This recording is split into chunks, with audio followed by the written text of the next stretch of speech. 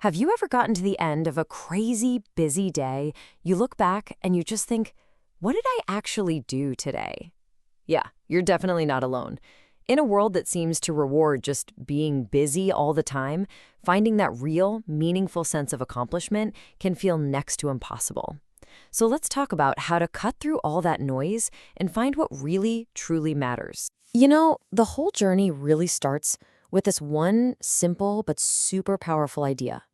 The book Ikigai suggests that every single one of us has this engine inside.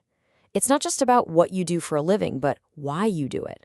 This is the heart of a purposeful life, the thing that makes you want to jump out of bed in the morning with a real mission. And this quest, this search for a reason for being, actually has a name.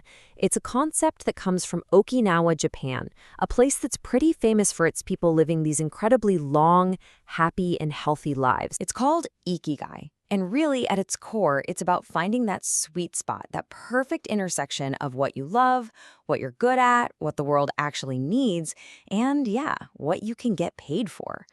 When you find your Ikigai, you unlock a life that's just deeply satisfying. It's your real reason for getting up in the morning. It's a beautiful idea, right? But let's be honest, if it was that simple, we'd all be living in a state of blissful purpose. The tough reality is that our day-to-day lives are absolutely jam-packed with distractions and pressures that are actively pulling us away from this. The single biggest obstacle is something we can call the trap of pseudo-productivity. This is the culture of being busy just to look busy. It's where we confuse all that activity with actual accomplishment. It's like running on a treadmill. You're sweating, you're exhausted, but you haven't actually gone anywhere. The author Cal Newport gives us this fantastic way to think about it. He splits work into two camps. First, you've got shallow work. This is all the busy work, the endless emails, the little logistical tasks that keep us occupied but don't really create lasting value. Then you've got deep work, and this is the complete opposite. It's that focused, distraction-free, tough mental effort that really moves the needle, builds your skills, and leads to those aha moments. And this image, well, it perfectly captures what that state of pseudo-productivity feels like. Our attention is just fractured, scattered across a dozen different shallow things. We're constantly reacting, putting out fires, but we're never truly engaging with anything. It's a recipe for high stress and low impact. It leads to burnout, not breakthroughs. And this isn't just a feeling. The cost is incredibly real. Get this. An internal study at the media company The Atlantic found they were spending over $1 million a year just on the time and salary it took for their employees to process email. That's a classic shallow task. So this pseudo-productivity isn't just draining you personally. It's a massive, quantifiable drain on resources. Okay, so if being busy is that expensive and exhausting, how in the world do we get out of the trap? Well, the answer isn't about setting bigger, crazier goals. It's actually about changing our approach from the ground up. We need to focus on building better systems. James Clear just nails it in his book Atomic Habits. We all have goals, right? But it's our systems, our daily routines, our processes that actually determine if we ever get there. Think about it. If you only focus on the outcome, you're just putting a Band-Aid on things. To really change for good, you have to fix the systems that lead to those outcomes in the first place. And our systems are all built on habits. Every single habit, good or bad, runs on this simple 4-step loop. It starts with a cue, a trigger. That cue kicks off a craving. The craving is what motivates you to do the response, which is the habit itself. And finally, you get a reward, which feels good and tells your brain, hey, remember this, let's do it again. Now, what's fascinating here is the neuroscience of it all. Look at that dopamine spike. It doesn't happen when you actually get the reward. It happens right before, during that craving stage. It's the anticipation of feeling good that's so powerful and drives us to act. This is the very feedback loop that wires habits deep into our brains, for better or for worse. And this is where it gets really deep. Your habits aren't just things you do, they're basically proof of who you are. So the most powerful way to change your habits isn't to focus on what you want to achieve, but on who you want to become.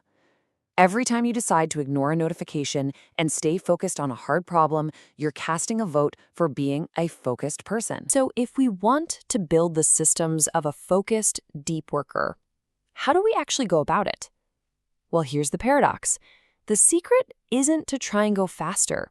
It's actually to slow down. This brings us to another great concept from Cal Newport, slow productivity.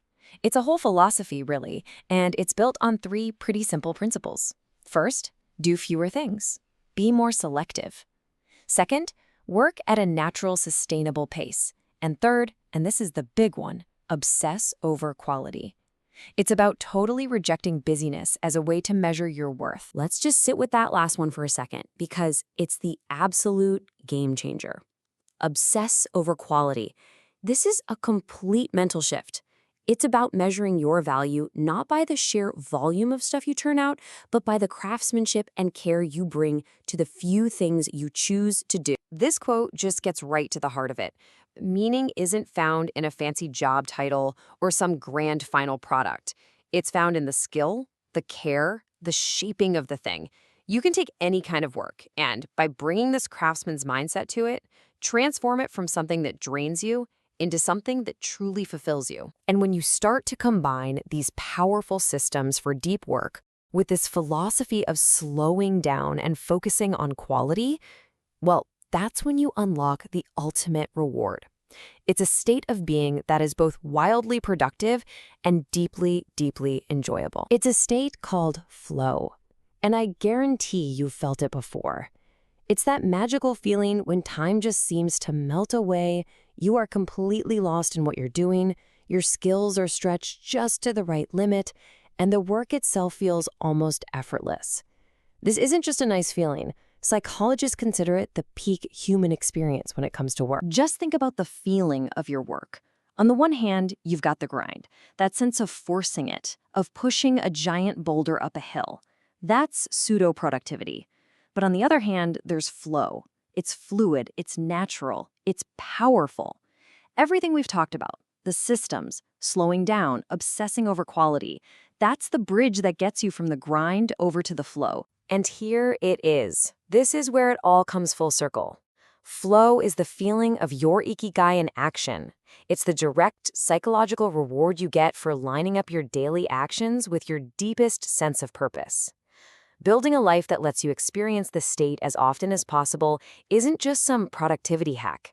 It's a proven path to a genuinely meaningful and satisfying life. So I'll just leave you with this to think about. In the end, we all face this choice every day between volume and depth, between being busy and being purposeful.